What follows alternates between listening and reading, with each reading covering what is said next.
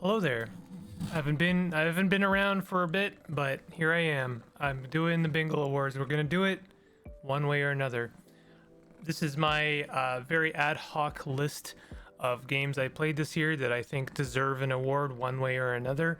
I'm also going to be talking about the Game Awards and gaming in general. I'm also going to be talking about why I haven't been around in a bit because weirdly, they're all kind of related. This is my second attempt doing this video because I recorded 15 minutes of it before realizing that I wasn't capturing my audio. And I'm kind of glad that happened because I started it the first time around talking about what I was looking forward to from the Game Awards, including Ace Combat, which I genuinely like the series, Larian's new Divinity, and there was one other game and I forget what it is. And honestly, I'm just tired and like just exhausted with the industry in general, and so it probably just doesn't matter. The reason I sound tired and just cynical in general is because I was genuinely excited about the announcement of Divinity from Larian. I like Larian as a studio. I wasn't overly happy about Baldur's Gate 3, to be honest, because I don't really have a good relationship with Dungeons and Dragons in a weird way. I don't like the rule set, but I still thought it was amazing, and I was very I don't know, I just really appreciated the production value of it, the story, the characters, everything about it was really just picture perfect. It's one of the best games I think we've seen. Certainly one of the best examples of a AAA game. Certainly the best example of like a AAA CRPG. I mean, it really just kind of shown like what we could see from AAA companies, in my opinion. And I was extremely excited to hear that Larian were going to go back to their roots and they were going to make Divinity, because I much prefer Divinity as a system than D&D 5e.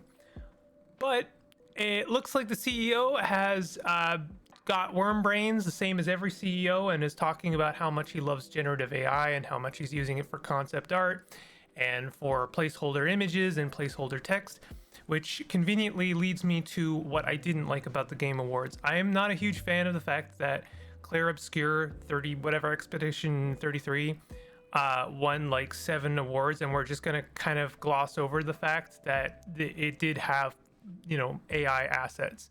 They may have patched them out, but I look at AI as a cancer, and I don't use that word lightly. I know it's a very memey word that people love to throw at stuff, but I genuinely look at it like a cancer, because when a company or a person or individual is willing to use AI in any capacity, whether it be for placeholder images, be for placeholder text, be for throwing ideas, brainstorming, whatever you want to see, you know, call it, whatever justification they seem to come to for using it in any capacity, it seems to infect the project in its entirety.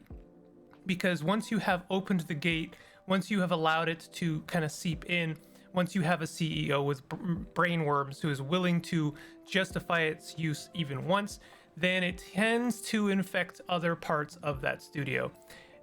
That's my opinion, and I'm not really going to budge on that one, but you're welcome to argue with me in the comments. I'm sorry I'm starting this video on a weird note, but this is highly related, and it leads me to why I haven't been posting a lot of videos. YouTube is pushing their whole AI bullshit as well, and I'm really tired. I talked about this a while ago, and I get kind of like predictable pushback against it, and I think at the end of the day, you can make a lot of justifications and a lot of arguments for why AI is useful for one thing or another, but I see it as being anti-artist in many ways. There's so many political reasons why it's bad, so many human reasons why it's bad, in my opinion, but at the end of the day, the one objective truth of it is anti-artist. It's just anti-human being in a lot of ways. And I'm seeing it being employed on YouTube as a platform, and I'm seeing more and more channels and accounts that are employing this, and I'm just tired of fighting an algorithm, and I'm certainly already exhausted with fighting an algorithm that is very pro AI. So it has kind of burned me out a little bit, and I just feel like I'm pushing a rope. I feel like I'm just like constantly climbing some kind of mountain when it comes to content creation and it just feels exhausting. Am I going away? No. I hope to do more stuff in the new year, but I needed kind of a break because just like one thing after another was just kind of getting to me. So that being said, all of that being said, I played a lot of really amazing games this year, and I think if you're going to complain about AI usage, and I do, and I will always do that, it is also important to promote and to talk about things you genuinely did enjoy that didn't use AI, because there's a lot of creatives out there who are not using AI and are making truly amazing pieces of work. They're not lowering themselves to using generative AI to make those things, to assist in any way. And I think it's important to talk about those, to lift those creatives up. So I want to do my Bingle Awards, my like, hey, you did it, you released your game and it was awesome, and I played it at the very least, and I think it's worthy of an award, whether or not Jeff Keighley thinks so or not. So let's get into it. I'm going to try and make this as quick as I can because there's a lot of games here. There's about 30 games with a few honorable mentions. I'm going to start by talking about Abiotic Factor. I actually talked about this last year during my previous Bingle Awards, but because it came out in early access and then it officially came out this year, I figured I'd throw it another bone because it is, in my opinion, one of the best survival games I've ever played. I consider it also a very good immersive sim versus meets kind of survival sim, and I also consider it to be a very spiritually successful kind of Half-Life game, and I really like it. I think it checks a lot of boxes. It's not perfect, it's a little janky in areas, and it also has some kind of questionable balancing things, but for the most part I think it's really good. I liked the story a lot. I love the facility. I love the just kind of like carefully pushing yourself out and progressing, and the very kind of crawl from like just barely scraping by to eventual like scientific overlord master of the craft, and just like portal hopping and doing all of the stuff. Like it felt like a full Black Mesa kind of Half-Life experience bundled into like almost a dungeon crawling survival experience, and that was amazing. I really liked it. I wish I could have covered it on the channel, but I wasn't going to record with friends, and I was playing it with friends, and it was just a lot of game to try and talk about and do a video on. I kind of regret that, and I really appreciated the devs for throwing me a key, but I hope that just me kind of, acknowledging it here would be enough. I really highly recommend it. It's, I think, my favorite survival game ever. Cataclysmo is a really cool RTS style game where you are building keeps and castles and towers and trying to push out into the darkness and fight some kind of scourge. It's really good. If you know about or played any of the Castle Story and kind of hoped to see that game actually get finished or executed on, I think Cataclysmo is the game for you. I really like building castles in it. It's very well put together. The quality of life features for like slapping blocks down and building a castle are really intuitive and fun, and I just kind of love the creative meets strategy involvement of it, and I love the kind of simplistic units. It's got kind of a rock paper scissors thing going on. And I even like the kind of town building aspect of it. Like you are really kind of building a whole kingdom and raising it up so you can build up your resources, so you can build your castle, and everything is married very well together. It feels all very kind of focused and towards a goal. I also love the art style. It's got this kind of Mike Mignola art style that I like a lot, and I honestly, like, no notes. I'm looking forward to playing more of it. I honestly wouldn't mind doing a series for it, but I'll talk about my plans for next year, maybe in a different video, and what I want to do in terms of series and stuff. But Cataclysmo, highly recommend it. Another banger from Hooded Horse. They've basically, I don't think they've ever made a game I didn't like or respect in one way or another. But I highly recommend Cataclysmo. Hello, are you? Oh, I have a box, open box, so cat must explore. Axis is like my nostalgia baiting award. I really didn't expect to see any kind of spiritual successor for Rollaway. It's got another name I can't remember. Rollaway was a game that I played as a kid because it was the westernization of that game. But maybe was it called Kubo World? I think that was what it was called in Japan. But anyway, Axis was a terrific execution on a follow-up game for Rollaway, and I really liked it. It's not a game I can easily explain, but if you ever played that game, Rollaway, on the PlayStation 1, highly recommend you look at Axis because it is that. It is exactly that, done with a couple of modernisms, but not too many. But honestly, if you're looking for like just kind of a classic kind of PlayStation 1 experimental experience, I highly recommend this game. It's very, very well put together. It's extremely clever.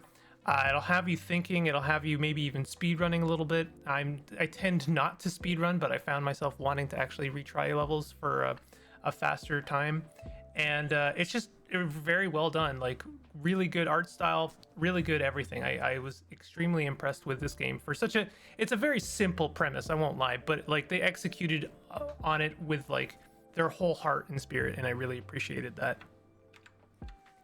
Granvier is like, I want to call it my mech game of the year. Correct me if I'm wrong, there might have been others, but this is the one I really enjoyed.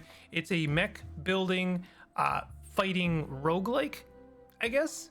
You slap a mech together and you can really go full anime with it, where you're like, you've got giant lances and you're piercing like, you know, huge mechs, or you've got a ton of missiles, long range missiles, and you're launching, like catapulting them from long distances away, or you've got like a giant cannon or some kind of mortar, and like it's a power fantasy meets mech building game, and I think it's really, really good.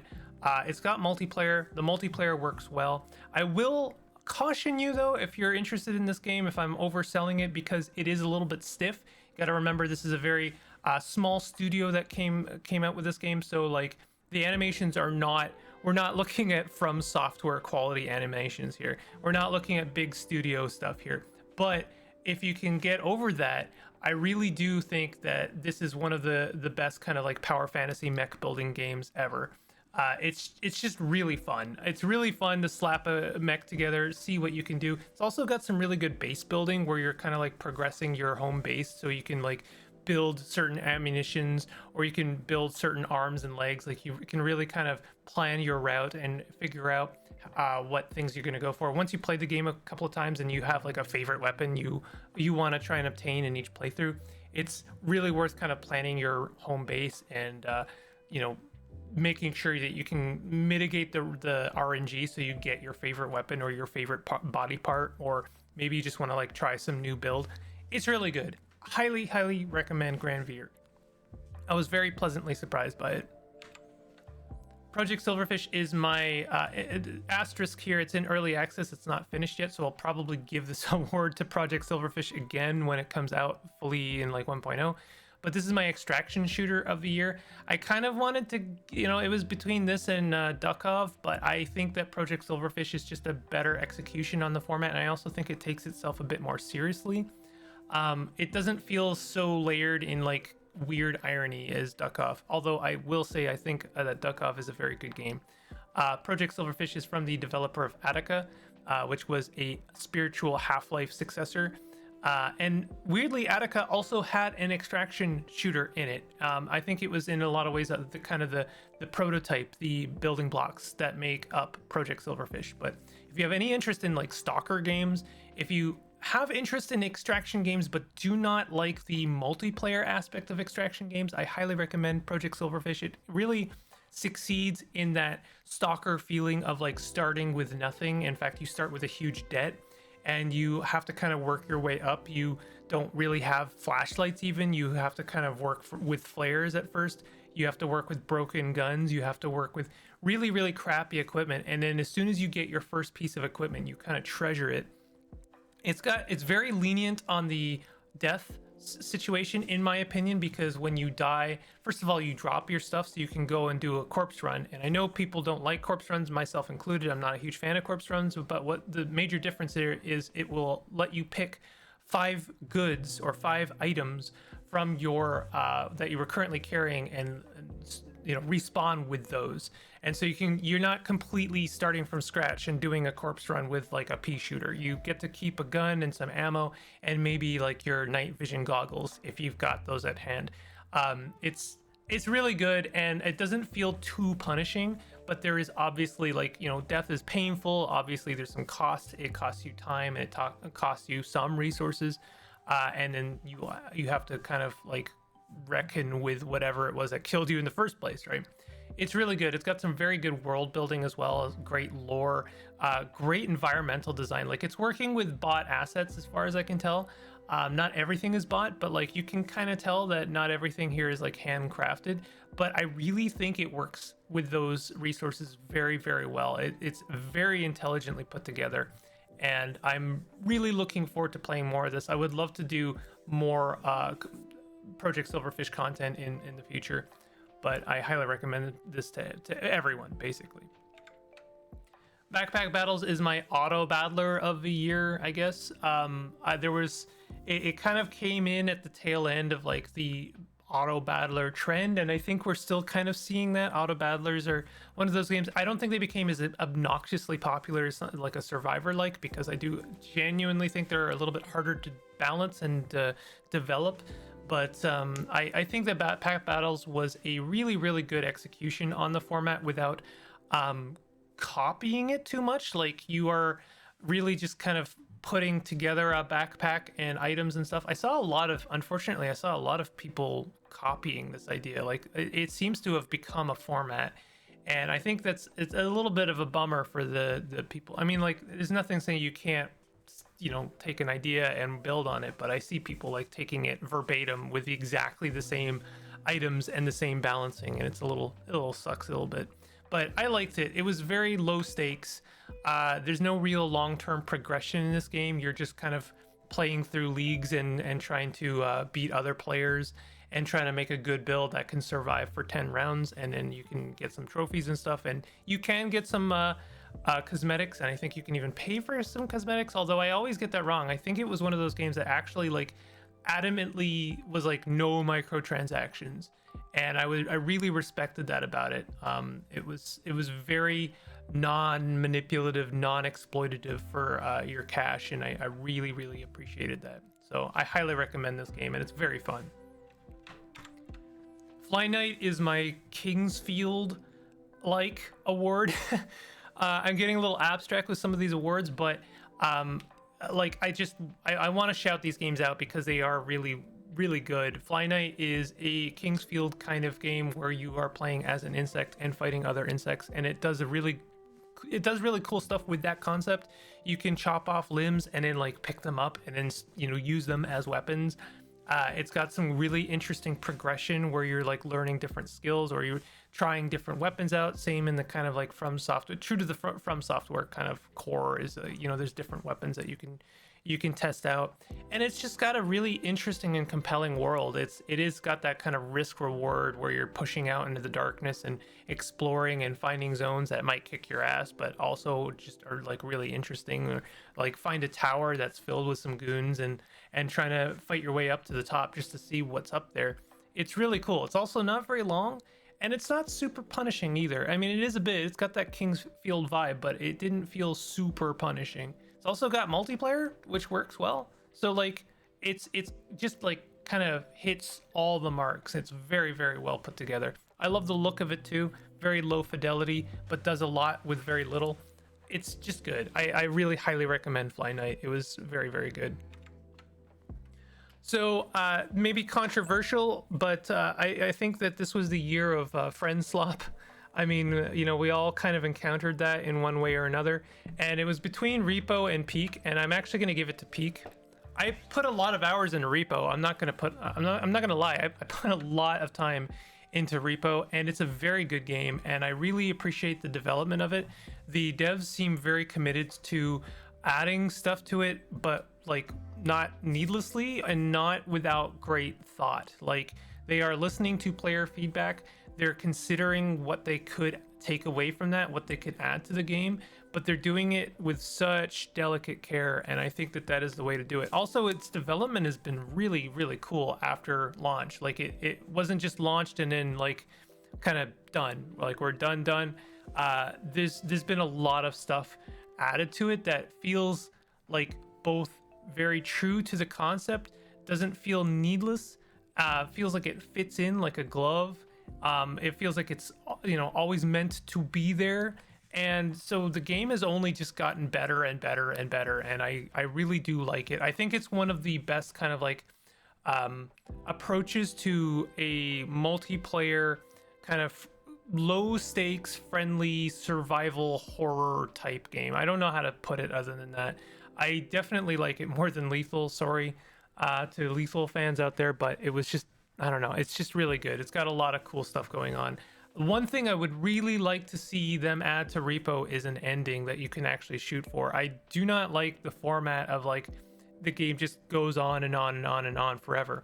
And that's actually why I'm giving it to Peak, because everything I just said about Repo was also true about Peak. They've consistently added very interesting content to it.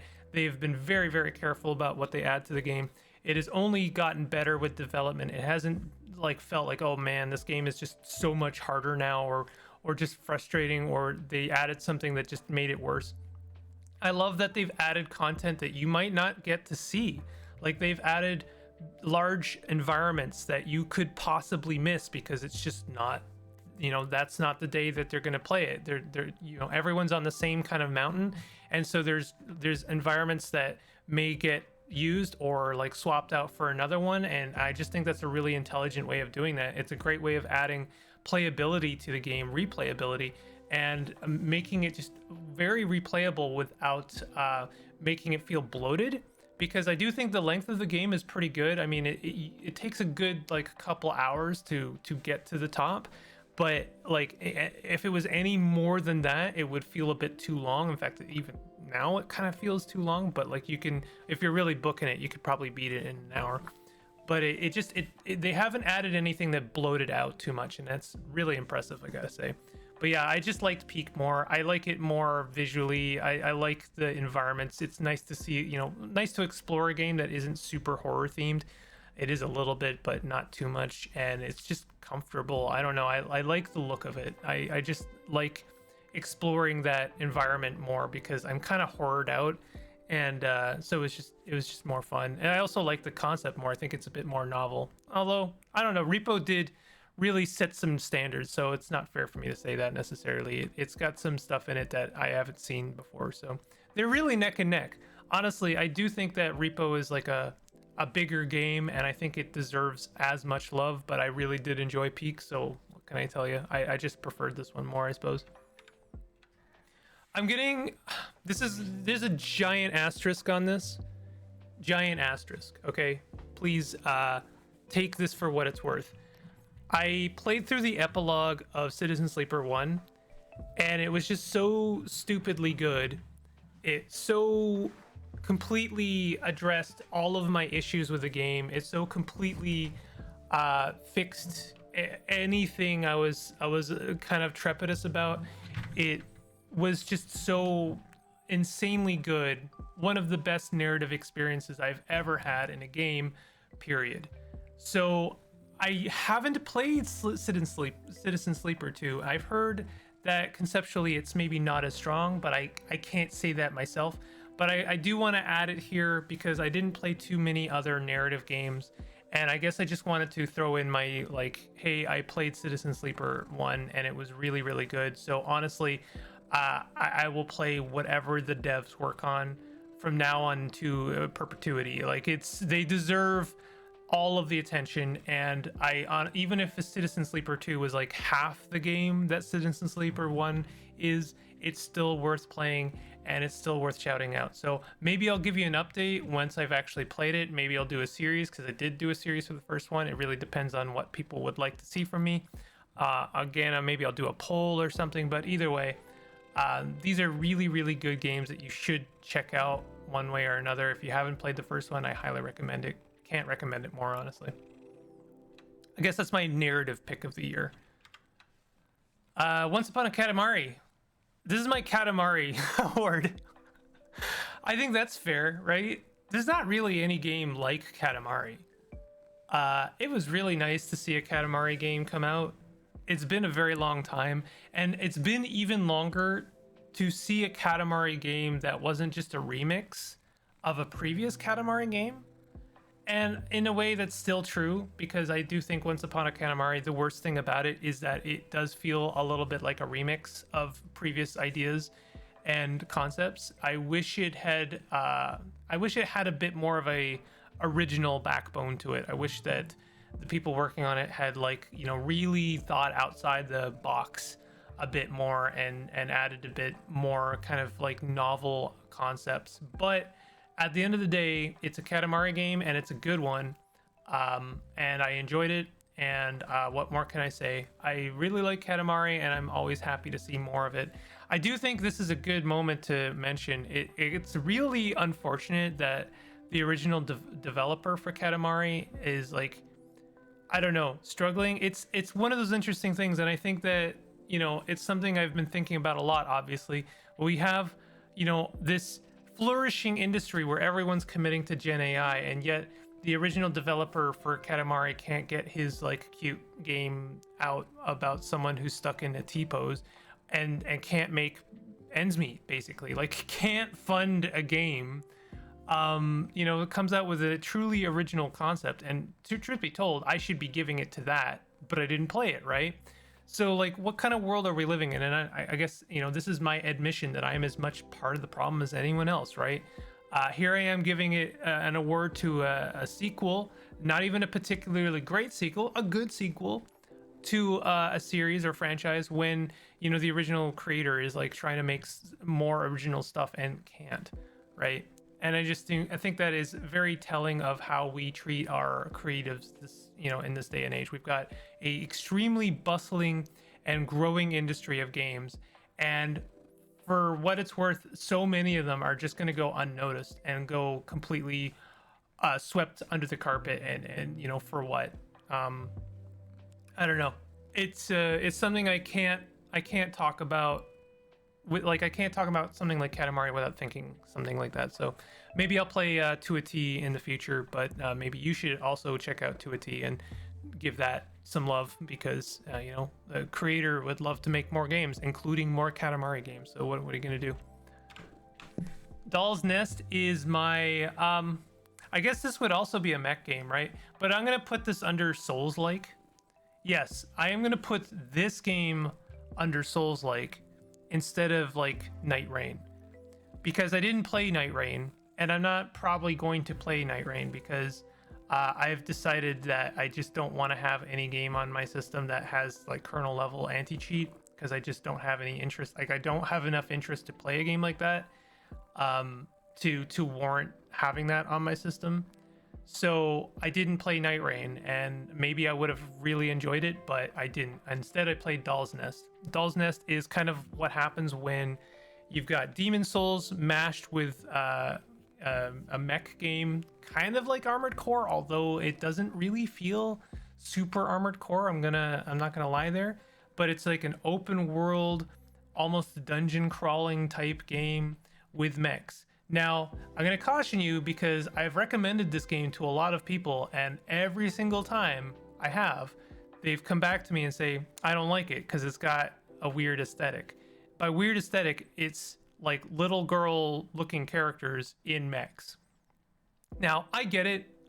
You don't have to play this game, and if that puts you off of it, I don't necessarily blame you. However, I do think you're shortchanging yourself out of a very, very good mech game. So I encourage you to get over it and play a very, very good mech game, because Doll's Nest was that. It was really, really compelling.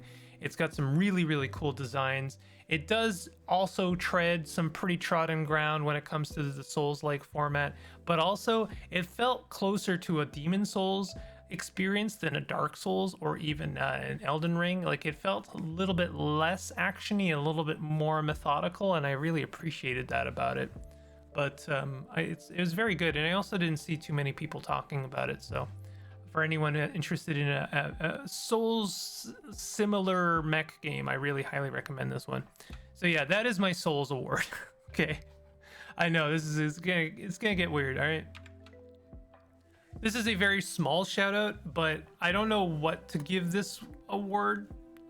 Maybe maybe Motherload. This is my Motherload-like game, but I don't know what you want to call a game where you're digging down and doing a little bit of puzzling, but it really did. This game, Drillbird, reminded me a lot of Motherload, but it felt like the actual spiritual sequel that I always wanted to see. I was not a huge fan of the actual Motherload sequel that came out like years and years and years ago, so it was nice to see someone else's take on the format, and it was done very, very well. It's very short. I beat it in like 2 hours. It's not expensive. It's like $5 Canadian, but I think it's a game that's worth looking at and worth playing if you like that kind of experience, and it was very well done. Eternal Strands. I don't know what I want to... Action RPG, I guess. I guess that would describes a Souls-like in many ways, but I guess I would give Eternal Strands kind of my like open world, you know, Monster Hunter style RPG award. Like it deserves something. Open world RPG is good enough, I suppose. I don't have too many of those on my list. I don't think I have any really other open world RPGs on my list, but there's not a lot of other games trying to do what Eternal Strands did. It is an open world. It's hub based, so the environments are kind of small, but they're big enough that they feel, you know, big. They don't. It's definitely a compromise, but I think it's a fair compromise, and I don't think I need a world to be larger than the hubs that you're given in Eternal Strands. It's got a very compelling story. You are like kind of a band of adventurers coming to this like forgotten landscape, almost like an Atlantis type world. Because it's mostly forgotten, mostly mythological at this point, and you are trying to find out what happened to the world. It's got this really cool kind of like thread meets clothing theme. I don't know how to put it, but like it's the source of your fast travel. It's the source of many of your magical abilities. It's the source of a lot of nomenclature in the game. It's their world building is like everything's kind of based on threads and needles, and it was really well done. A little bit of Breath of the Wild, you're climbing around. A little bit of Shadow of the Colossus, where you're climbing these large titans and taking them down for materials, or just to like, you know, because they're in your way, or because the story demands you do that. And then there's a little bit of crafting and equipment management, where you're building new pieces of gear, and those gear pieces really do make a difference. But one thing I really liked about Eternal Strands, something I would love to see other games do, is it approach crafting and equipment sort of creating on this very like, I don't know how to put it, customizable aspect. Like it had this very clever way of crafting equipment where you could use any materials to make a piece of equipment, but the materials you used would affect the kind of stats that it was given. So it would really kind of incentivize you to like collect a lot of a certain kind of material, actually incentivize you to go out and try and find certain pieces of resources so that you could create a very like hyper focused piece of gear that would be very good against certain monsters. So it was just like all really well put together, where you really kind of like, you know, now that I can use any material to make this piece of gear that would give me more energy or give me more resistance to fire, so I can take down the fire creature without taking too much damage. And then you'd have like different pieces of gear, different sets of armor that you could use for different circumstances. But you'd really have to kind of like push those circumstances. You'd have to push those gear pieces to make sure that you have like all of your bases covered. It was just really well done. Not terribly long. I would say I put about 30 to 40 hours in the game, which is long for me. That's a lot of time to dedicate to like a game like this.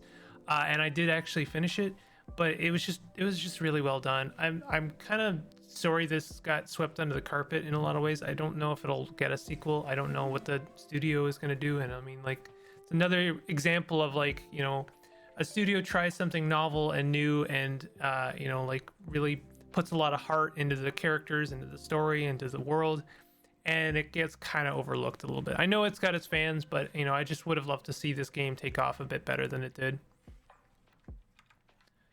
Gnomes is like my tower defense game of the year. I also liked, I think it was called Rift something. Gnomes is just really fun. I liked it a lot. It was It's difficult. It's really, really difficult, actually. Like I find myself struggling with it a lot, but the synergies are really interesting. You're placing gnomes instead of towers, and they will gain experience from kills. But then you can also like place down plants that will like give you money, and then you can have your gnomes garden those plants or tend those plants to earn more resources, or maybe even to buff them so that they're doing more damage against the incoming horde of different units. A lot of RNG in this, but it's not RNG based, if that makes sense. The routes, like there's very few built-in choke points. It doesn't do that thing that a lot of tower defense games where it gives you this like one path or even 4 paths or 5 paths, and so you know exactly where the enemies could come from, and then you're building around those paths. Instead, you have a very, very open space, almost antithetical to the tower defense, and then it will show you the pathfinding of those enemies, and then you can basically kind of create your own path by creating tunnels that lead to your home. If you're going to create tunnels, you got to kind of create death tunnels, so you'll have like a bunch of things set up so that you can like really kind of choke them into coming into one area, and then like do the most damage to them. It's really good. I'm not doing maybe a great job of explaining it, but it was extremely original, and I tend to struggle and not terribly like tower defense games, if I'm being honest, but this one just felt like it was something really original, and doing like taking all of the pieces of tower defense games and deconstructing them and rebuilding something really interesting, and I liked that about it a lot. I also liked the theme. I'm a huge fan of gnomes, and it was just like a lot of fun placing these like little angry gnomes to beat up orcs and stuff. It was a lot of fun. So another asterisk here, I haven't actually played this. I know this is maybe not fair, but I really liked Lone Fungus, and I was really sad to see what was going on with the sequel. This is Lone Fungus 2 Melody of Spores, but the creator put it up on Kickstarter and they didn't reach their goal, so they didn't get their funding, and they just kind of forged on, and we're like, yeah, I'm whatever, I'm just gonna make it anyway. And they did, and it has come out, and I've been so busy, but I wanted to support them in any way I can, and I picked it up, and I plan on playing it. But it looks like they took everything they learned from Lone Fungus 1 and have really kind of honed in on Lone Fungus 2. It looks like a lot of fun. It looks really cool. It also looks a bit cuter in some ways. Like the actual main character is smaller and is a bit tighter in their movement and has a bit more abilities and stuff. So I'm really looking forward to this one. I'm looking forward to playing it. But I think Lone Fungus 1 was actually one of my favorite Metroidvanias. It had some pretty challenging combat, but it didn't feel like it's... I don't know. I feel like so many Metroidvanias these days are doing that Dark Souls, like Souls thing, where the combat is extremely fast and really difficult, and almost feels like this kind of like fighting game thing where you really kind of have to master the combat before you can even like explore the world. And if you like that, that's fine. But I thought that Lone Fungus put a bit more emphasis on the puzzle platforming section part of it. And I also think it did a good job of taking the building blocks of Metroidvanias and recontextualizing it. Like, it's not just a double jump, it's a double jump in a specific context. It's not just a higher jump, or it's not just a this or that. Like, it really kind of broke things down and rethought them outside of the box. Like, it was really good for not feeling obvious about a lot of its movement and a lot of its moves and a lot of like what it was doing. It was really, really good. So I was sorry to see it didn't make its funding. I did contribute to it, but it didn't make it. So I want to support the sequel in any way that I can.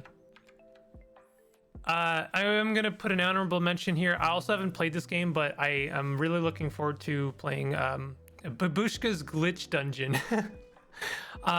There's a lot of Metroidvanias that have come out recently, and this one just feels like super original. Again, taking the idea of Metroidvania and like breaking it down a bit and not making it super obvious, not just giving you the double jump, but in this way, in this game, you only have one move, and so you have to kind of equip one move at a time, or like remake your character, or kind of like plan out how your character works, and the most of the moves work around breaking a part of the game. So it's doing something really original, and it's doing it in a style that I haven't seen too many times before. I know, some people just hate pixels, but it's got a style to it that I really appreciate. So I'm looking forward to this. So I'm giving it my honorable mention because I haven't played it in anything that the creators made, so I can't give it to it, obviously. But I know that this is probably frustrating for some, so sorry about that. I have played Lost Eidolons, Veil of the Witch, and I also played its predecessor, Lost Eidolons. I know someone corrected me on how I say Eidolons, or if it's Eidolons, whatever. Sorry, I said it wrong again, probably. But anyway, Veil of the Witch was very good. It's a roguelike take on the kind of Fire Emblem style tactics RPG. It's really good. It is extremely difficult. I haven't beaten it yet. I've put a lot of hours into it and I still haven't beaten it. Maybe I'm just bad, or maybe I just haven't like developed my crew enough. But it does make pretty heavy use of meta progression, but I still feel like I'm just like not figuring out everything yet. Like I haven't done everything I can to progress, but I still really like it. I really like the Lost Eidolons take on the tactics RPG. It's not exactly original and it's not exactly it's not necessarily super creative, but it's good. It's a very good execution on that. I also really like the art style. I really liked all of the characters in the first game, and the story. It's something that like I really kind of like actually paid attention to, and actually trying to follow through with all of the different characters and their relationships together, and the fact that they actually do play a hand in the mechanics of the game was like, that's I appreciate that. I like it when character relationships actually play a hand in the strategies. That's true as well for Veil of the Witch. It's doing everything that the first one did, but kind of repackaging it as a roguelike, which I could have taken it or take it or leave it, I suppose. I think it's good. I think that it's like it's not every other roguelike take I've seen before. It just feels it's trotting some ground as well, but like I don't know, it's good. I like it a lot. I didn't play too many tactics games. I wanted to, but this is the one I kind of landed on because I enjoyed the first one so much. This is a game, I don't know what to give it. I don't know, experimental. I'll give this the experimental award.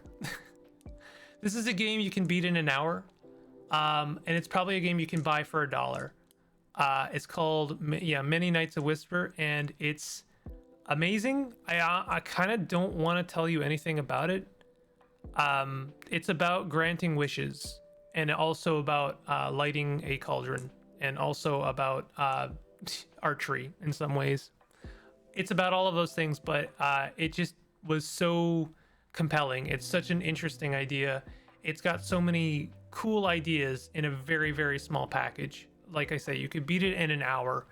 And yet in that 1 hour, I had so much to think about that so many other games, I guess, just wouldn't have done that same thing. I really felt like I had experienced something, and it stuck with me, and it was something I really kind of I thought about it for the rest of the week. And I can't say that about every game I play, especially not every game I play that takes more than an hour. But it was just such a really cool experience, and I highly recommend you check this game out if you have any interest in it. I can't. Experimental award, what can I say? Please go try it. I don't want to spoil it, really.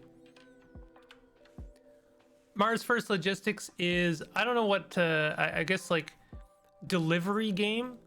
I keep contextualizing this game as kind of like a Euro Truck Simulator or a Snow Runner, but basically a logistics type of game where you are delivering stuff, or and it's just extremely good.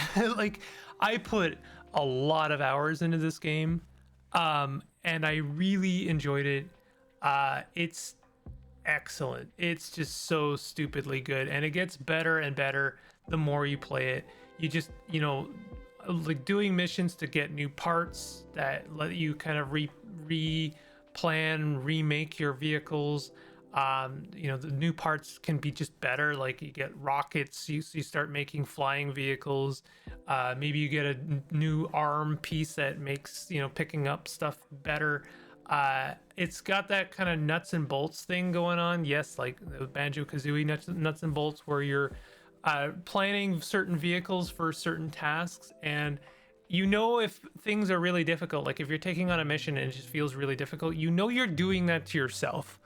And that's something I really like that about for Mars First Logistics is like when things get really challenging, I knew every time, like if I just sit down and make a new vehicle and make it to fit this hole rather than trying to squeeze a square peg in this hole, then it will just be easier and it'll be fun to do that. And it was so much fun to kind of like make designs and iterate on those designs and like make them better and better. And I don't know, it's such a good game. I had so much fun with Mars First Logistics. White Knuckle, I guess horror survival, although you could say it's like the climbing game award. I don't know, it's a very original game. Like there's not a lot of games like it, in my opinion. This game is not out, but it has, actually maybe it is out. It might be coming out very soon, but when I played it, it felt like a pretty big game. Like it took me quite a long time to actually beat it.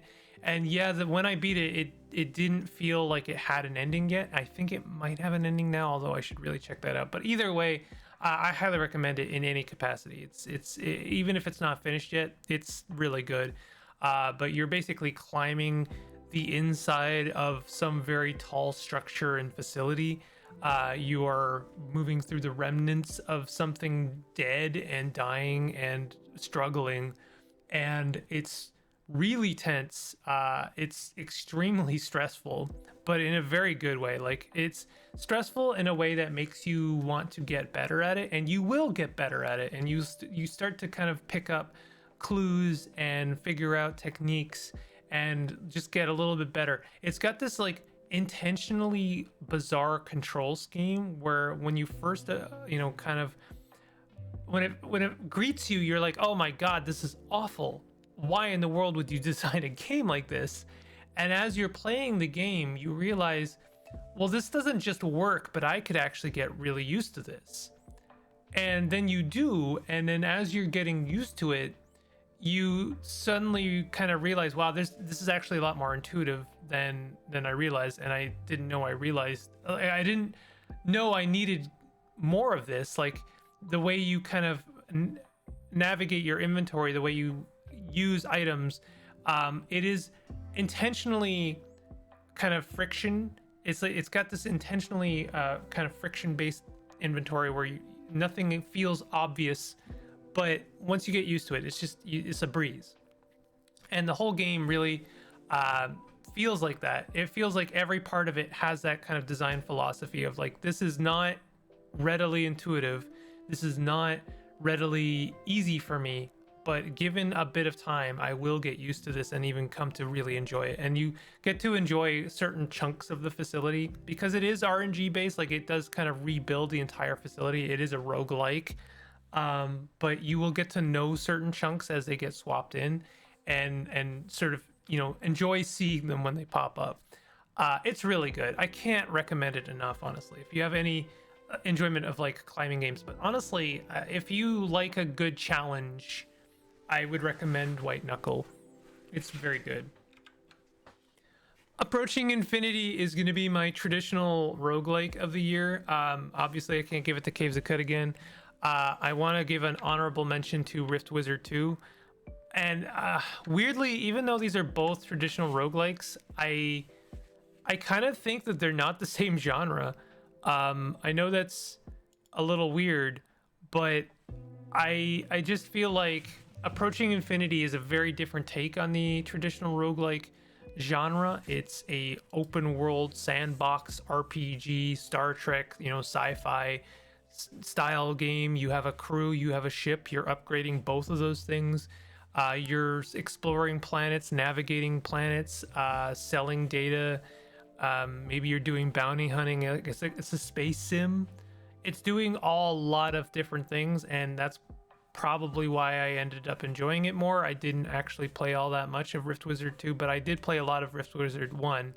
And I thought that Rift Wizard 2 addressed all of the issues I had with Rift Wizard 1, and so I do want to give it an honorable mention because it's a game I will enjoy more of, but there's just too much going on, unfortunately. But Approaching Infinity did come out, and the developer is still working on it. They're still adding a bunch of stuff to it, and I really like all of the stuff they're adding to it. Like, I think they're talking like space stations, which is something I've always loved to see more of in space sims. They added derelict ships that you can like upgrade and repair and then actually replace your current ship with, which is really, really cool. Added a lot of really cool space sim stuff that I would love to see more of. Like, this is a hugely ambitious game, and it is delivering on those ambitions, which is really, really impressive, I gotta say it. Also completely took out, like, just did away with huge chunks of it, like the crafting system, the research system in it. I was very surprised to see it's just gone now, and is replaced with something better and quicker and more intuitive. So like the dev is not shy of just like ripping out chunks that aren't working and replacing them with better chunks, and I have to really respect that, because I know that is pretty brave. Honestly, it's pretty brave to like look at something you've done and just completely erase it and then replace it with something better, because you know it'll work better. So this is really cool. I liked Approaching Infinity a lot, and I do want to do more content with it, but it's like anything that is like hugely expansive like that, I have to package it, unfortunately, for YouTube, and that requires a lot of time and effort on my end, and I just didn't get to it. So next up, I guess I can't give this my Mech Game, and I can't give it well, I don't know what to give. I guess honorable mention. Maybe I won't give it an award, but Metal Bringer, it's a roguelike. It's a mech roguelike. It's very chaotic. It's extremely weird. It's not like a lot of games. It's doing a lot of really strange stuff. I guess between Metal Bringer and Granvir, I would still give it to Granvir. I should have paired these together, I suppose. To truth be told, I didn't consider them to be in the same genre, but when I'm thinking about it a bit more, they are. But I still honorable mention to Metal Bringer. It's really good. It's a very arcadey style mech brawling game. It is a roguelike. It is heavy on the meta progression, but it just doesn't care. It just doesn't care. It throws everything at the wall.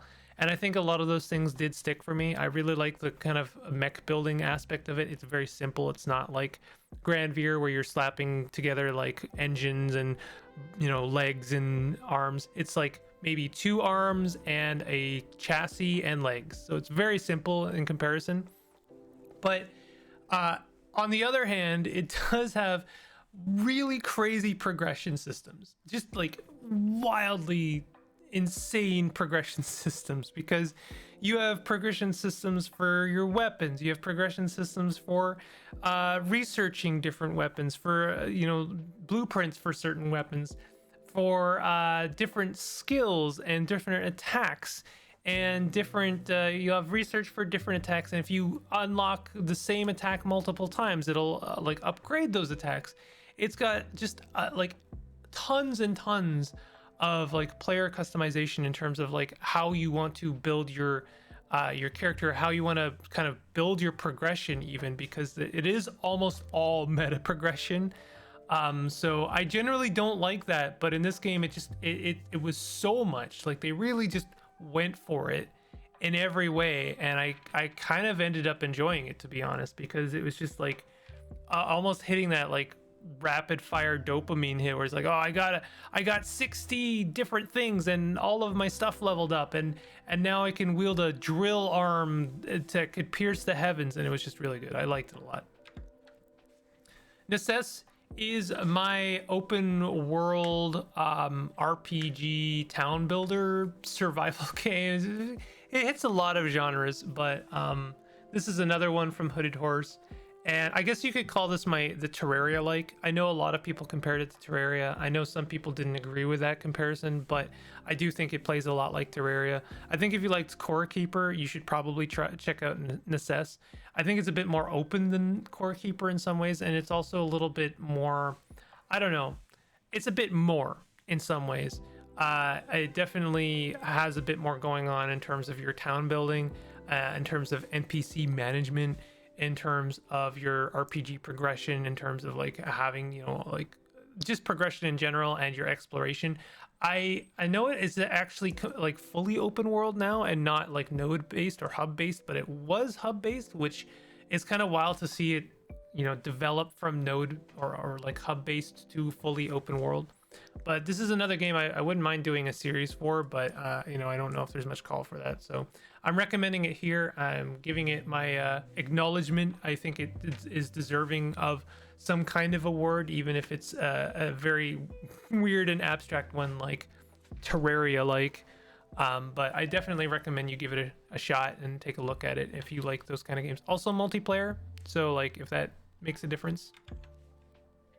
This one doesn't have a title. This is this was part of Punk Cake's subscription. They basically, I think, published this game under their umbrella of like, you know, let's throw some money at a developer because we are working on our own thing for a month. But this is which is like there's an umlaut on the first O. I don't know how to say that. I'm sorry.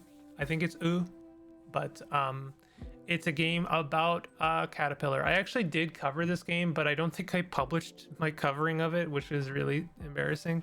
But it is not really a Metroidvania. It's just kind of a puzzle game.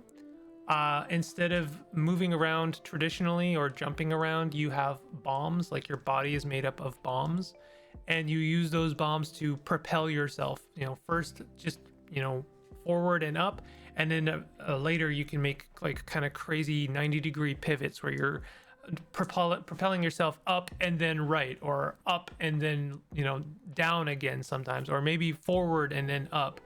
And it takes that very simple concept and does so much with it. This is one of those games, every single puzzle I encountered, I was like, wow, that is really clever. It is taking everything I've learned already and really kind of developing on that and making something really cool. I think the same developer also made Head, which I did end up playing and liked it almost as much. I actually think that is like a bit more tightly designed. And I also ended up kind of liking the aesthetic more, but Head is also very good. Might be wrong about that. It might not be the same developer, but it also just felt very similar in its philosophy. It's a very similar kind of game where it's just a puzzle game with like a concept, and it takes that concept through all of its kind of natural conclusions and concepts. But I highly recommend this game. Damn near perfect. It's a damn near perfect game. It had me thinking all the way through to the end, and it does that really fun thing where it's like the end is something you should have realized the whole time, you know, like it does a really cool kind of magic trick where you realize what the game has been teaching you the whole time, and it's really cool for that. Skin Deep is my immersive sim of the year, but I'm gonna give a honorable mention to System Shock 2 Anniversary Edition because I think that Night Dive are just kind of knocking it out of the park in every aspect, and I've been playing through System Shock 2 and I have been really enjoying it, and I think it's a very good modernization because it doesn't basically modernize on it. There are actually parts of it I wish it had modernized on it, but it's been very playable, and I've been really enjoying it, and I think it holds up. I actually don't think it's as immersive as I was expecting, which is kind of interesting, but I think that Skin Deep is just a really cool original take on the genre. It's doing kind of a roguelike thing. It's doing almost like, it kind of reminds me of Heat Signature. It kind of felt like a 3D version of Heat Signature in some ways, and that it's like taking the spaceship and really playing with that concept and playing with different tools, and like it really gives you a lot of toys to play with. I thought it was really well done, and I'm looking forward to playing more of it. But yeah, honorable mention to System Shock 2. The King is Watching. I think this is like my town building roguelike. I mean, this is like my. There were so many like little roguelike games that came out, and I feel one way or another. But I think that The King is Watching is such an interesting take on. I don't know what to even call it. Basically, it's a worker placement town building roguelike, and you are positioning your workers to build certain things, to resource gather, to work on different aspects of your kingdom, but they only work so long as you are watching them, which takes the abstract form of kind of positioning a square grid above them. You can eventually develop that square grid, you can add to it, and you are developing your kingdom over time, but it's a very, very careful balancing act of like resource gathering and development, and worker placement, and it was really well done. It's difficult. I mean, it is pretty challenging.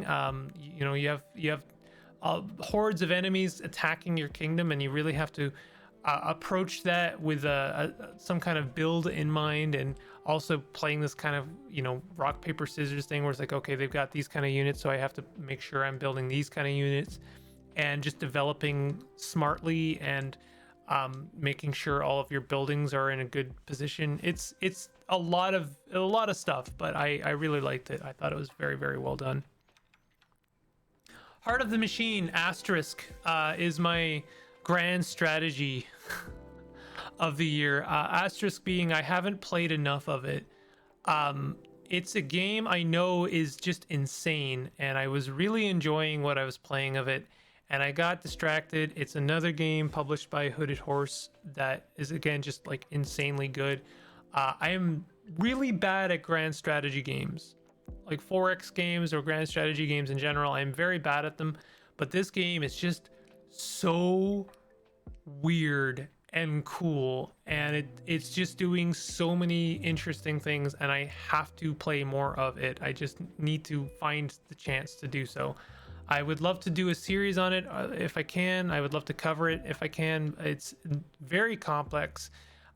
It's complex to a degree a lot of grand strategies games don't even really approach, in my opinion. It's doing like time travel, multi-dimensional, robot empire. You're kind of the bad guy, maybe. It's very, very strange, and I am really looking forward to having an opportunity to play more of it. But I'm giving it I'm going to give it my grand strategy of the year, even if I haven't played enough of it, because I really liked what I played. It's wholly original, and it just doesn't feel like it's doing the same thing that a lot of other grand strategy games are doing. And it's, I don't know, maybe the only game in the genre that has inspired me to play more of it. I have played so many grand strategy games, or at least tried to, where I'm like, I'm bad at this, and I have no interest in getting better, if I'm being real. And that includes games like Civilization. I'm just so famously bad at them, and I just never feel like, this is really cool. I should get better at this so I can enjoy it more. But this game did. This game really made me feel like I have to get better at this so I can experience some of its like more deeper aspects. So it's got something for sure. Gorn 2 is my VR game of the year. It's an easy one to give out. I played it a lot and I enjoyed it a lot. I really liked Gorn 1. It's one of the best VR games. VR is like one of those weird niche kind of environments, or like I don't know what to call it. I don't want to call it a genre, because it's not really. Like VR covers a range like any other kind of pocket, but I guess VR industry is very strange, because like not a lot of people have VR, or at least not enough to justify an entire industry, and yet the industry just kind of forges on, and you'll see new and like large VR games pop up from time to time. It's like, wow, someone made another VR game and put time and effort into it. And that was definitely the case for Gorn 2. It did everything the first one did and developed on it and made it really fun, and I really enjoyed it. It's very good.